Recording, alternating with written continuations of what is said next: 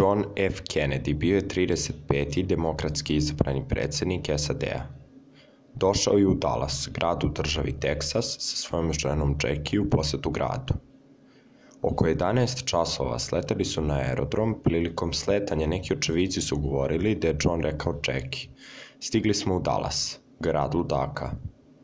Jackie je tog dana dobijala samo crveno cveće, iako običaj u Teksasu da se daje žuto cveće. Kasnije Jackie razmišljala da je to bio neki nagoveštaj. John je uvek govorio: "Ako žele da me ubiju, to bi mogao da uradi jedan ubica samo sa snajperom." Tog dana je sve izgledalo normalno, iako su ljudi iz Kennedyjevog kabineta kasnije izjavili da je bilo malo nategnuta situacija.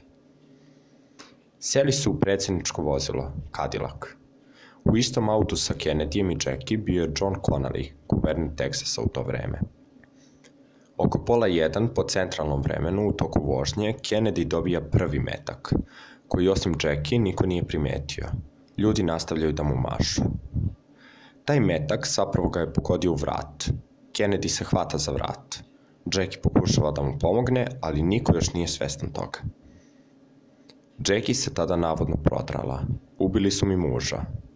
Prema nekim navodima, sam Kennedy je insistirao da krov njegove limuzine bude spušten da bi atentator dobio priliku. John je izgovorio: "Ubili su me," nakon prvog metka. Sljedeći metak pogađa Johna u lobanju. U tom momentu ljudi postaju svesni opasnosti. Usledila je opšta panika.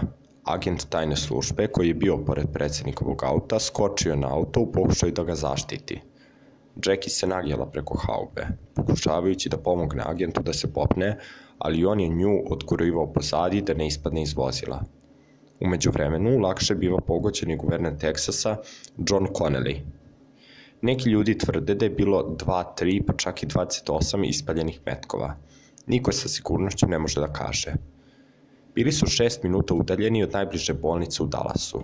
Kennedyu je kasno ukazana pomoć.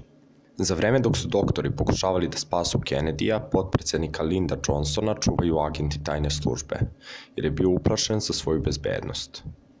Svi mediji prenose da je Kennedy ubijen i tada se rukovodstvo deli na klan Kennedyjevih i klan Johnsonovih. Johnson je insistirao da odmah podnese zakletvu i postane 36. predsjednik. Johna unose u avion u kovčegu, a za to vreme Johnson podnosi zakletvu. Čak je traženo od Kennedyjeve porodice da svedoči zakletvi, jer drugačije nije mogao da postane predsjednik. Za to vreme agenti pretresaju stan Lee Harvey Oswalda, osumnjičenog za ubistvo. Oswald je uhapšen sat vremena nakon ubistva predsjednika. Ubistvo Lee Harvey Oswalda je prvo ubistvo u istoriji koje je zabeleženo kamerama. Ubio ga je Jackie Ruby, vlasnik noćnog kluba, što otvara mnoga pitanja. Oswald umire u istoj bolnici u Parklandu u kojoj je i Kennedy umro 2 dana ranije.